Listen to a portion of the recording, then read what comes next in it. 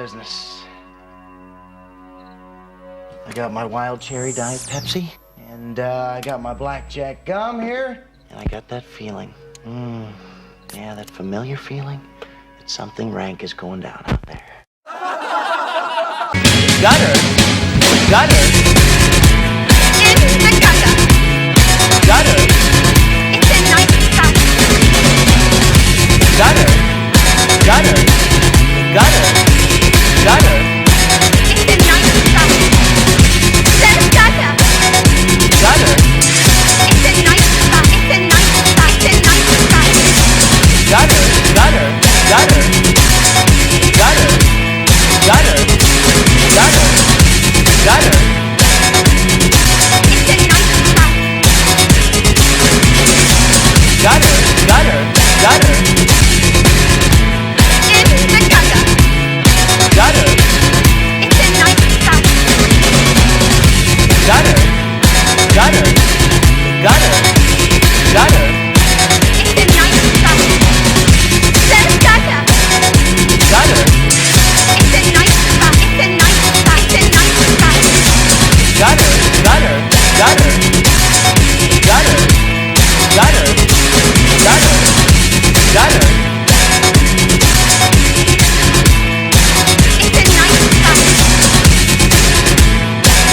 Gutter. The gutter. The gutter.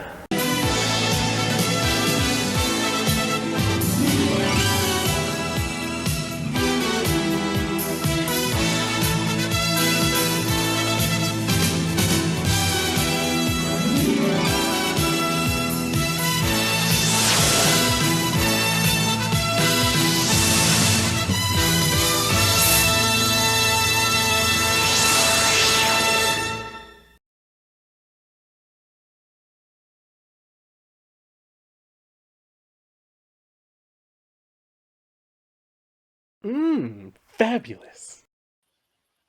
Greetings. Good evening. Welcome to the gutter. Everyone ends up here eventually. It's only a matter of time. This week, there's a lot of things that I want to say, and you know I like my comics a little bit older. For those of you who are just tuning in, this may be your first time in the gutter, or maybe you've been ordered by a court to view material as a warning of what can directly result from your use of copious amounts of hallucinogenic drugs in your early 20s and the effect they have on the human mind. Welcome. I am Aldous, and I will be your host this evening. There will be no guest. This is more of a journey down comic history lane. Each episode of The Gutter is intended first and foremost to be entertaining. Secondly, it is my small, meager attempt to accomplish that which I would like to see. That being someone that has spent an inordinate amount of time learning facts about the great history of the medium of comics and make a complete ass out of himself while he does so. I feel I accomplished this in spades.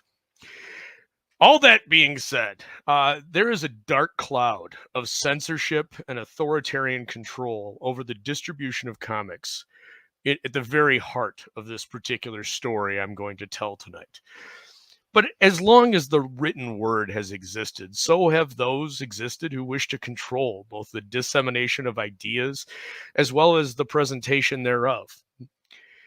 From outright bans to restrictions, even mass destruction of materials, history, even recent history, has shown that if anything holds true in any particular era's zeitgeist, it is that outrage will always be a double-sided coin that cuts for both advertisement as well as limitation of access. Historically, since this has always existed, the ebb and flow of a natural cycle has emerged. This is not what we, or I guess more appropriately tonight, I, will be discussing this evening. Instead of adding to the litany of terrible takes on whether the comics code was good or bad, we're talking about what resulted from it. The glorious unintended consequence of fate and talent merged with the complexity of a market that is always evolving and rarely understood, especially by those that always claim they do. Tonight, we will be discussing underground and independent comics of yore, specifically how they responded to the Comics Code Authority. And I'll probably be throwing in some little tidbits about a couple other mainstream companies as well. But first, let me greet my glorious, glorious chat. First viewer, Eric the Guapo joined us early. Yes, it is I. Thank you, Eric. It's always a pleasure to see you. Following him, Nicholas Greer. Howdy. Good to see you, Nick. And then we've got Odin Dasco. Odin Dasco obviously enjoyed his time so much in the gutter last week, he decided to return. Rounding it out, we have Arrogant Ape. He's here for some gutter butter. Well, if gutter butter are hard facts, then cheer on, my friend. You're going to enjoy this. So, as a further aside, I do want to make one small caveat. I've never liked blatant religion shoved in my face in any work that I read. No different than nudity or extreme violence or visceral horror done for pure shock value. That being said, I do agree with a fundamental moral code and feel that it should be adhered to when it comes to anything that children have ready access to, which is not excusing the parents' responsibility, which is first and foremost. So with that little caveat out of the way, let me dig in here to some meat. If ever there was an epoch moment within the realm of comic bookdom, if you will, if you could distill it down to any particular time, it would not be the first issue of Action Comics or the debut of the Fantastic Four. It wouldn't be when Jack Kirby decided he was going to draw panels on a page. It wouldn't be the early nascent comic strips by Hal Foster that Odin and I discussed on the show last week. It would, in fact, be September of 1954. For in that auspicious month, the 9th, for all the numerologists out there who factor deep causation into such coincidences, was when the Comics Code Authority was formed. And that was a response, or perhaps more appropriately labeled a reaction, to a series of United States Senate hearings addressing the ridiculous book Seduction of the Innocent by Frederick Wortham. The Comics Code was founded as an industry watchdog of sorts. It produced a list of 41 rules or regulations or guidelines, however you want to paraphrase it, that served as a guarantee of sorts for parents on what they could expect from any book that carried that label. Some publishers thrived beneath these rules. Others adapted by canceling titles and focusing on what was now only Comics Code approved titles. Others shuttered their doors completely. The impact of the rules and restrictions was just too much for their catalog to bear. In practice, if not reality, the cost of having CCA-approved books was a lack of distribution by wholesalers, thus a lack of customers. You either played by the CCA rules and received access to their market, the market cultivated by years of everyone's distribution, habit buying, and association, or you lost access to that audience completely. You were a pariah. It wasn't the content that they were limiting to a very large degree. It was the access to the audience, a buying public, an audience that the larger publishers claimed for themselves and held on to with righteous, indignant fury. The market, I guess if we can take another aside, and maybe I should have called this show, here's an aside of an aside, but so if you subscribe to the Wealth of Nations, Adam Smith's school of thought, the market is a living entity that organically changes. Supply will always adapt to demand, and demand will always adjust accordingly with what the supply has offered. If you interfere with that system, there will be moments of tribulation and trial, but it will always reach out to a standard equilibrium. And so, William Gaines, the owner and publisher of EC Comics, after several massive and extremely heated disagreements with the CCA board, chose to move away from comics entirely, focusing on, of all things, Mad Magazine and a couple other periodicals that were out of their authority. So stepping back a bit, let's go 20 years prior to this, 20 years prior to September of 1954. We're going to go back into the early 30s real quick, because we do need to talk about what was going to be born out of the CCA, almost the bane of the CCA, if you will. And arguably, if you could source the underground comics movement that was born out of this, its sources to the early 30s to the early 50s in the Tijuana Bibles. Now, Tijuana Bibles were debaucherous works, often less than a modern ash can in length, tawdry affairs featuring popular cartoon characters, actors, and usually like more wholesome stuff that was done with lascivious and lewd acts and played hard into off-color jokes. They are often forgettable for their very content. They were illegally distributed, often in venues that extended even beyond the long arm of Johnny Law. And this is where also the CCA couldn't reach.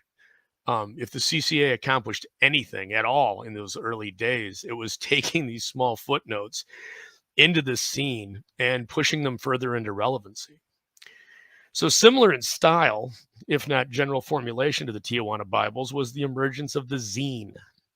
While coming after the metamorphosis of sorts of these tawdry short books into something that was more widely distributable and accepted, this is where underground comics kind of found their infancy. And it was during the arguably, the street level was occurring almost immediately after the CCA was formed.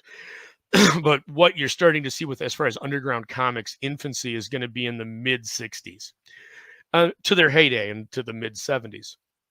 And in many ways, that path that the previously mentioned Gaines took with Mad is it owes a lot to the stylings, if not the content, to those Tijuana Bibles and their shock value, if you will. And so that formerly mentioned Mad magazine and Kurtzman's own and Harvey Kurtzman's own Help magazine both served as foundational launching points, arguably, for the entire underground movement. Not for the least of which was because these were paying gigs that these artists could get. And so, I mean, everybody's familiar for the most part with Mad magazine. It's been around forever. I'm sure you've picked one up. Now, one thing that you might not be familiar with that I mentioned was Kurtzman's Help magazine. Help was something similar to Mad, but with a little bit of a stranger bent. It had small articles, but most of what it was just short comic strips. And these short comic strips pushed the limit, whether it was political, whether it was sexual, whether it was drug use, any ill, quote unquote, that handled a moral society was addressed with a ribald flair. And the artists that worked on these were simply fantastic. They were those that thumbed their nose at doing anything with the CCA, those that refused to bend the knee, so to speak, to any rules or restrictions on both their art or where it could be distributed. And so what we have is, well, first let me talk a little bit. I guess let me talk a little bit because I like to do this every once in a while. Going back to Help, Mad magazines vary in value all across the board. Help, you can get most of these issues for 10 to 30, depending on condition. There's a minor following in the collector market. It depends on what individual content is within each magazine. You kind of get fans of some of the guys I'm going to be mentioning that gravitate to one issue or another. But and one of those gentlemen that did some work in these magazines that has a significant following is Frank Stack. Frank Stack operated under the pseudonym of Foolbert Sturgeon. The other one that at this time was kind of very worthy of note was Gilbert Shelton. Both of these gentlemen produced some of the early underground works, especially after working with both Mad and Help in particular.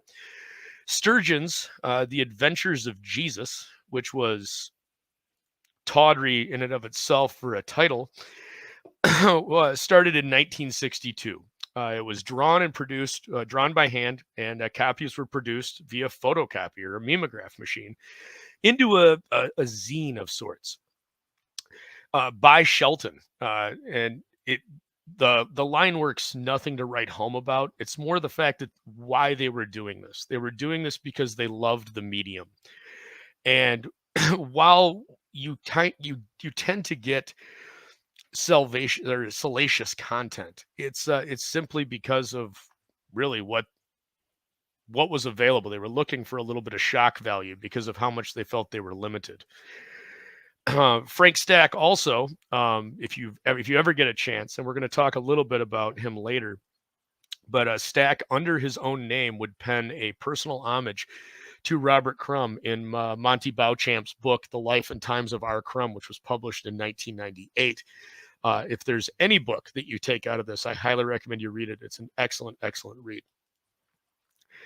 So another early foray into this underground scene was Jack Jackson, or known by Jackson, just Jaxon was kind of his pen name. And his particular book, God Knows, saw publication in 1964. Due to its formatting, its distribution style, how Jackson handled sales, many consider this to be the first, one of, if not the first, official quote unquote underground comic, which is such a ridiculous string of words that to be put together that it almost makes no sense in and of itself. Now, there's one gentleman that we do need to spend a little bit of time on as we go through this, and I'm laying out who these people are, and then we'll get to their motivations. And I think if you're going to introduce this guy, you just got to go with his own words. I really felt that that's really where it was happening, as far as I was concerned. People like Stan Lee offered me series to do, comic series, and I've always had to turn them down because I really dig my own. I insist on having, first of all my own rights. I'm the only one who's ever been able to protect my rights was myself. Most artists, especially when I first met them, were selling all their rights in New York, all over the place, and to publishers who are very greedy monsters, and they take away everything if they could. But now things are changing in the last few years. And that was Vaughn Bodie at the Toronto Art Festival in 1974, talking about his experiences in the early 60s. And Vaughn is notable for a number of reasons. More than likely, if you're not familiar with Cheech Wizard, you're familiar with the influence that he played into, more than likely, in Ralph Bakshi's Wizards. But in 1963, Vaughn published Das Kampf. And Das Kampf was a send-up of Charles Schulz's Happiness is a Warm Puppy. It was just a bunch of individual pages that were kind of individual moments of a soldier with a witty line or a witty caption, and that's all it was. And he mimeographed out 300 copies and sold them. And to this day, if you have a first edition copy of Das Kampf, they are worth a fortune. Following Vaughn's death, his wife reprinted it in 1977, and those are fairly collectible, but they're valuable, but not exceptionally so. You can usually get them for under $100 in a decent enough condition. But Vaughn, and I see Arrogant Ape says he turned out he was a soothsayer. Vaughn did, and he talked a little bit about there at the end of that quote. Things are changing. That's in 1974, and he's saying things are changing. And sadly, he was right, but he wasn't right about when things changed, because shortly after that, as we'll get into, the underground kind of dies. But also in this same time period, you have Joel Beck's Berkeley Barb, and also Lenny of Laredo by Beck. Both of those were published in 1965. Again, using the term published loosely, these were loose leaf stapled, the crudest of crude bindings. Mimeograph / copy machines at this time were absolute garbage for repetition of quality. You're talking ink smudges, fingerprint smudges. If you didn't let the pages dry long enough, the ink would rub on the back of the pages. I mean, today, that's half the character of these books. If you could actually get your hands on one, they're fun, they're exciting, and they were raw.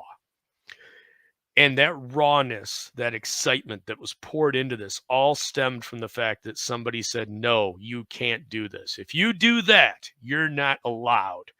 And when you start saying that, very creative people get very offended and suddenly get very motivated. And so in 1966, arguably one of the three figureheads of American comics sees what's going on, because it's electric, man. It's in the space. Everybody in the scene can hear about what's going on, and some of these books are getting passed around. a lot of them aren't even being sold. They're being handed from person to person. Just for a lot of these artists and these creators, they're just looking for notoriety. They want somebody to resonate with what they are, because they can turn anywhere on the street, but they can't get anything they do on the newsstand because they don't abide by the CCA. They don't bend the knee. So in 1966, Wallace Wood, seeing an opportunity, would enter the proverbial underground with a small zine of his own, Wit's End. And of course, there's Wallace Wood, and then here is Wit's End. Now, Wit's End was published on an irregular, if not completely fucking erratic schedule, from 1966 until 1985. And either Wood or Bill Pearson headed up individual issues. I think Wally gave it up in the late 60s, early 70s, and Pearson handled it after that. And Wit's End directly gave the finger and kind of put an exclamation point on what all these guys in the underground were really trying to do. One, he brought immediate notoriety to any content that was in a magazine because it held his name. Everybody knew who Wally Wood was. At this time, Wally Wood's getting the highest page rate at Mad Magazine of anybody any traditional cartoonist in the nation. When he would eventually go to Marvel, he took a significant pay cut to draw that first Daredevil issue. He was getting paid around $200 a page in the late 60s, early 70s at Mad, and he got $75 a page at Marvel. But Stan was a convincing fella and told him he needed to come over. But all that being said, Wood established a firm no policy for Wit's End. He allowed artists to have a creative detour from any dour restrictions and opened them up to all possibilities. And during the same period, one of the editors that worked on this, Bill Spicer, proving, if not establishing, their importance in comics forever, well, at least anybody with beyond a third grade reading level, but began promoting terms like graphic novel, graphic storytelling, illustrated narratives. These are the first time these terms are heard anywhere. And it's, again, only from this underground scene. So by the end of the 60s, Wit's End was being promoted, and I quote, as what Wood was looking for. Intended for fans and collectors of science fiction, comics, satire, sword and sorcery, and related fields with the best illustrators and artists. And that was not marketing. They can actually deliver on this. These are stated facts. The zine involved the talents of Frank Frazetta, Steve Ditko, Reed Crandall, Gil Kane, Jack Kirby, and Angelo Torres. It was a phenomenal magazine. The distribution off and on had more to do with workload on the part of the people that were heavily involved in it. So, and when we get to that distribution, how did they get these out? Earlier, I talked about they were handing them out and trying word of mouth. The underground press found ways to bypass any barrier that the establishment could put on them. Any alternative means of production and distribution. Newspapers and comic books could be printed in small runs. Even a 10,000 run was small at this time, and you could easily spread it through a network of interconnected businesses and street entrepreneurs. And you have to remember, a lot of this stuff, if you're caught with it or if you're caught selling it, is going to be determined lewd. So you're going to have obscenity charges if you've even got it in your possession. This is a different era for sure. But nobody in this network cared about the censorship. Before the CCA, none of this existed, or if it existed, it was in very small amounts. As soon as that hammer went down and said, you have to bend the knee, you have to follow these rules, that's when everything exploded. That's when everybody on this creative space went, no, I don't think I will. And so these are just a few of the responses in the 60s from the underground and the indie movements. But as I mentioned earlier, there are a few notable exceptions from the mainstream that are worthy of mentioning for quote unquote underground sensibilities in how their corporations responded to the CCA. And one of them was Dell Comics. Dell Comics are good comics was their slogan.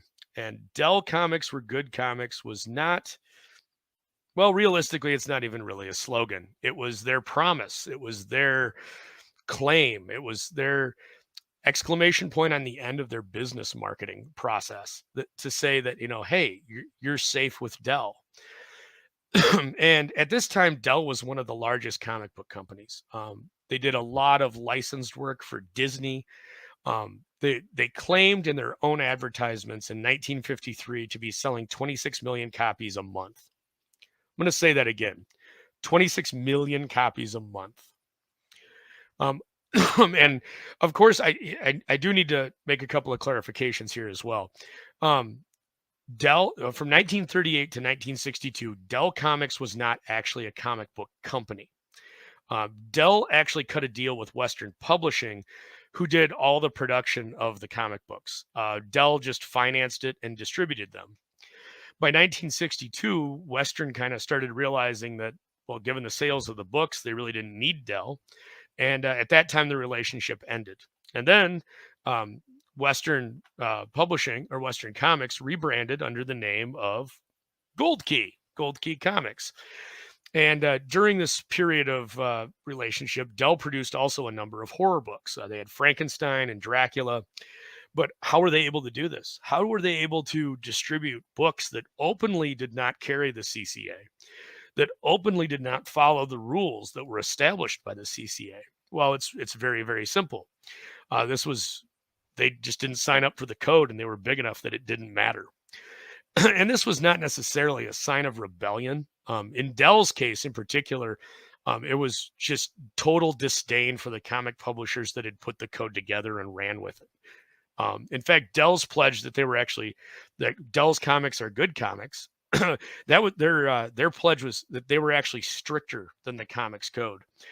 And during this period, they geared almost all of their books directly to the children market, and not necessarily the older pseudo-adolescent to adolescent market like other comics were slowly aligning themselves with. The owner of Dell at one time actually said he wanted his comics in the hands of people that couldn't read or were learning to read. And that's kind of where they set their bar, and their sales numbers accomplished it. But how were they able to accomplish this still without the CCA approval? Well, given their separation from the normal comic distribution avenues, Dell Publishing, having a long-standing history with pulp magazines, had their own distribution system. They had their own connections with all of the retailers. And so when the publisher that's behind Cupid's Diary and All Western Magazine and Public Enemy and All Detective Magazine says, hey, we're not going to follow the code, but you can trust us. Retailers listened because they were just that big, and they were selling copies. Like I said, 1953, per their own advertisement, 26 million copies a month. So by the dawn, and this is closing out the 60s, right? So we've got Gold Keys doing their own thing. And when they split, everything that had been associated with Dell, because Dell's still distributing Gold Key, they're just not getting most of the profits anymore, but Dell's happy. They're still making money. So when Gold Keys spun off, that association's just enough, and it carries right over with them. So as we close out the 60s, I've got a little bit of a cough here, so I'm going to take a quick intermission, and I'll be right back. Yeah.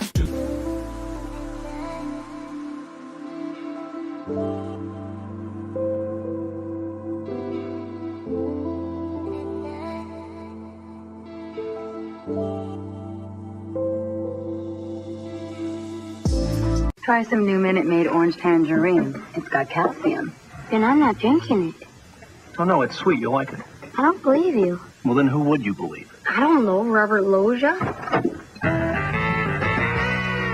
Whoa, Robert Loggia! Billy, your mother's right. New Minute Maid orange tangerine tastes great. And it's got as much calcium as milk. If you say so, Mr. Loggia. Yeah.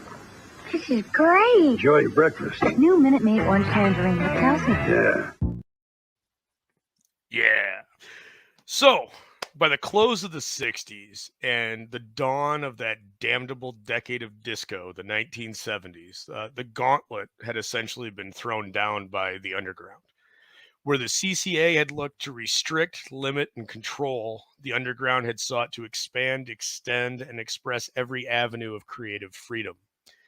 For a large part, this meant being, as I said, offensive and pushing the limits beyond anything that was socially acceptable for pure shock value. But there was also a great deal of experimentation and broadening the medium, and creatives were turning those dials up to 11. And thus enters Robert Crumb and Zap Comics. While there were many others that came before Crumb and Zap, Zap rightfully claims to be the underground book that broke through to a wider audience. Realistically, even a national appeal. It was beyond anything that had been seen before for a book to come out of nowhere and do what it did. Whereas before, local papers, college papers, regional pamphlets had done most of the work, Zap achieved more. And Zap achieved so much, and it exploded in popularity so fast that it was almost growing too fast for Crumb to handle it. And so after only a few issues, he started including other artists. And one of the other artists that he brought in, yet again, comes up, Gilbert Shelton.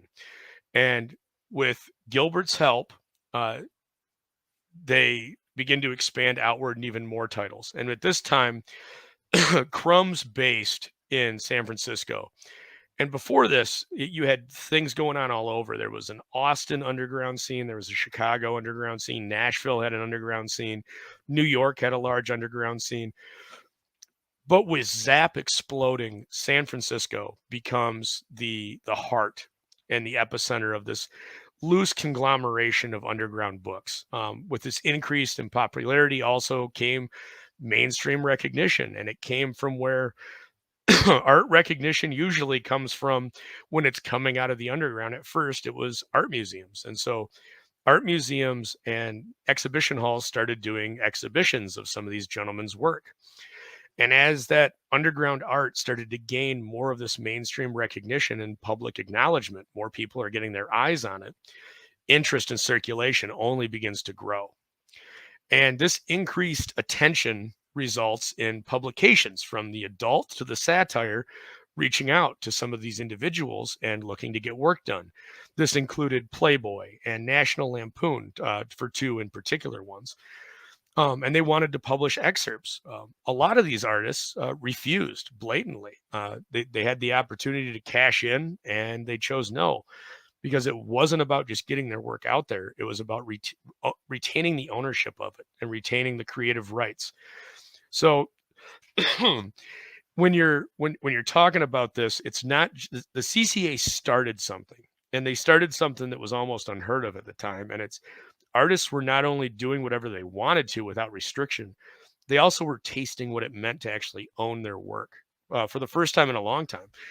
Now that was true for some people. I mean, famously Alex Raymond of Flash Gordon fame and Jungle Jim, and of course Hal Foster owned a little bit of all of Prince Valiant. But for a large number of the artists that were working in comic strips and comics at the time, they didn't necessarily own anything they were done or doing. So enter Wally Wood yet again. As the underground is reaching these heights, something kind of strange happens, and that's the United States military approaches Wally Wood to do a book that can be distributed on army bases. And so he does Cannon, which is salacious. It's got nudity. It's got extreme violence. Cannon's a brutal James Bond times 10. He wins the card game. He kills the bad guy. He beds the girl 3 times before the end of the book. And that took off. And so you've got now this underground vibe that's more refined because Wood's the one handling it, is now out there. And because it's going out to army bases and air bases and naval stations, it's going worldwide. And to this day, you can find early 70s copies of Wally Wood's Cannon in Italian, in Japanese, in German. It's just astounding. And these are original publications because they would print them in the native language and send some in English and some in whatever language and ship them out. I do actually own a copy of Canon number 4 in Italian, but I could not find it, which speaks more for my lack of organization and or the immense volume of books I own and probably need to thin down. So during the same time, though, is where Vaughn Bodie pops up again and his Cheech Wizard. I always love that "suck my turnip," man. That's just such a great line. But also We also have Stan Lee popping back up at this time, and never one to monetize anything he possibly could. Stan moved to try to legitimize a little bit of the movement, in his words. In the words as anybody that he approached, he was looking to make tons of money for Marvel and screw over some artists. But it was ironically too, because these guys are the hot commodity that was created by the CCA that Atlas and Timely had actually, which is the precursing companies to Marvel, had actually forced and pushed. So he created the comics book, and the comics book uses the X. And one of the things that was traditional throughout all of this was that the comics went from the underground would use the X, and because the X had come to be associated with the salacious, the lewd, the lascivious, that which was not allowed in polite company, and they relished in it.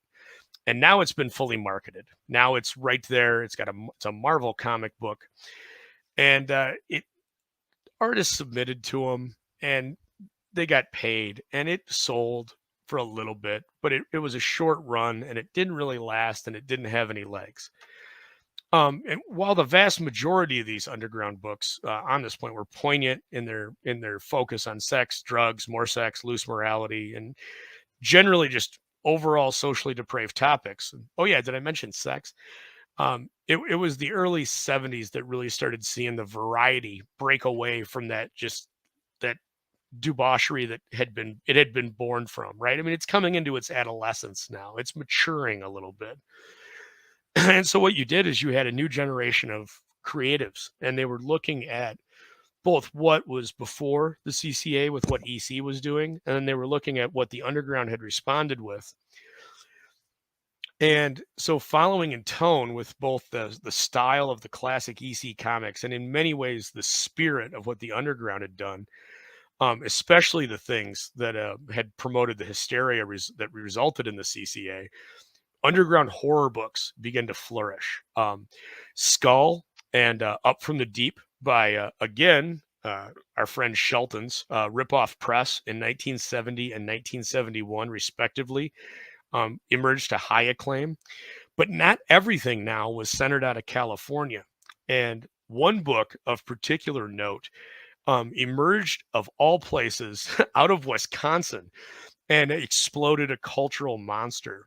And from Death Rattle, which was produced by Kitchen Sink Press's owner, Dennis Kitchen, had probably arguably the largest cultural impact. This particular issue specifically carried a story by Tim Boxell called Defiled. And a young man in the Midwest got his hands on that when he was an adolescent and read it and described it as something perfectly disgusting. And that man was Dan O'Bannon. And a sequence from that very story would in turn inspire him writing the famous chestburster scene for the original Alien. So that's kind of the absolute crescendo of cultural mainstream. Is you inspired a guy that wrote a movie that was directed by Ridley Scott that hit the box office huge, and still has massive cultural relevance to this day. But as is often the case, all good things must eventually come to an end. And by this point in the mid to late 70s, that creative explosion that had carried underground comics from the back alley corners, like the former Tijuana Bibles, it brought them all the way to the front door of everybody that had them. And by this point, Art Spielman put it probably best when he said what had seemed like a revolution simply deflated into a lifestyle. And the stereotypes mentioned earlier were, to his point, were incredible. It's incredibly accurate. Everything was about basically sex and dope, and it became repetitive. It just became a repetitive chorus. And smaller indies started breaking off, but for the most part, sales started to dip. The wave had reached its high water mark, so to speak. So, but as that slowdown happened, these indie books they're still bursting at the seams from everywhere, just not with the gusto or the panache that had been done for the previous 20 years. Artists had Xeroxed and stapled bootlegs copies of their book. They're getting handsomely rewarded now for paychecks from magazines, from comic book publishers, even newspapers were hiring him to do sketches and blips and cartoons and panels. But so how did the underground react to the CCA? Well, they ignored it and they did their own thing. And while it took time and a shit ton of effort, with little or no help from anybody that really mattered, and a shit ton of pain along the way, each of those independent creators creatively produced something so amazing it culturally forced its way across the demarcation line that had artificially been created. Barriers, as they say, cannot stop an idea. And I think to that end, I'd like to play another clip from Vaughn Bodie's 1974 interview to kind of hit that point home. But he can censor me. Otherwise, I won't work. I wouldn't care. I'd give up my artwork, or I'd give up all my paying jobs if I were censored. Because that's the one thing that stopped me. Stan Lee offered me a job, offered me a series, and I told him that I couldn't do it. Mainly because he took my rights, because I didn't mind mellowing my work, but also because of the very, very heavy comics. So there you go. I think that sums it up. And while this is not the end of the underground comic scene, as the later 70s and especially the early 80s would see a different kind of rebirth, but that's a different story for another day. So to recap, was the Comics Code Authority responsible for the underground and independent comic revolution? Would it still have occurred had extra market forces imposed restrictions on the creative endeavors of artists? Would comics have ever recovered from whatever limitations would have been put into place had the industry not set their own rules? We'll never know. But I can leave you with this, and this is the wisdom of Dr. Peter Venkman. Call it fate, call it luck, call it karma. I believe that everything happens for a reason. Thank you, everybody, for spending some time with me in the gutter. Have a good evening. This is blood for blood and by the gallons. This is the old days and the bad days, the all or nothing days. They're back. There's no choices left.